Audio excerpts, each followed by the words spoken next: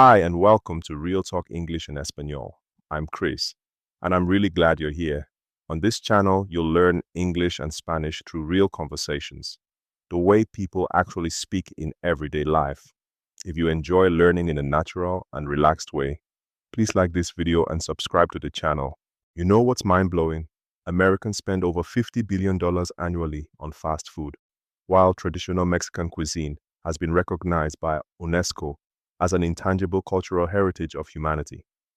Two completely different approaches to food that tell us so much about our cultures. That's fascinating. And it really highlights how food shapes our daily lives in such different ways. The contrast between fast food and traditional cooking methods is striking. Well, speaking of traditional methods, I recently learned that the average American family spends only about 37 minutes preparing meals at home each day. That's a huge shift from just a few decades ago. Oh, wow. That's quite different from Mexican households. In my experience, preparing meals can easily take 2 to 3 hours, especially for special occasions. You know what's interesting? The evolution of American convenience food really took off after World War II. The rise of TV dinners, fast food chains, and processed foods completely transformed how we eat. That makes sense historically. While in Mexico, many of our cooking techniques haven't changed much since pre Hispanic times, like using a molcajete to grind spices and make salsas. Speaking of spices, I've noticed American palates are changing.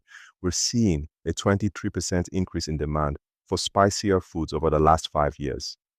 People are definitely branching out from the meat and potatoes stereotype.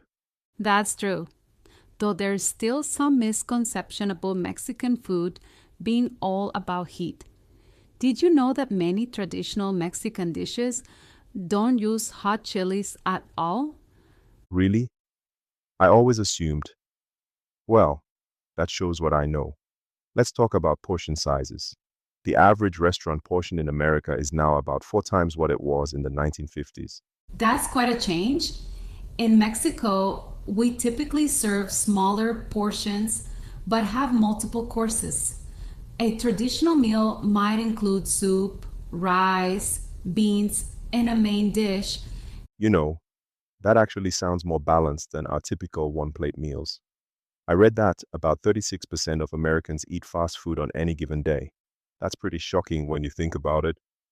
Hmm, how do you think that affects family dynamics and social connections? Well, studies show that only about 30% of American families regularly eat dinner together. The drive-through culture has really impacted our social eating habits. In Mexican culture, skipping family meals would be almost unthinkable. Meals are when we share stories, discuss problems, and strengthen family bonds.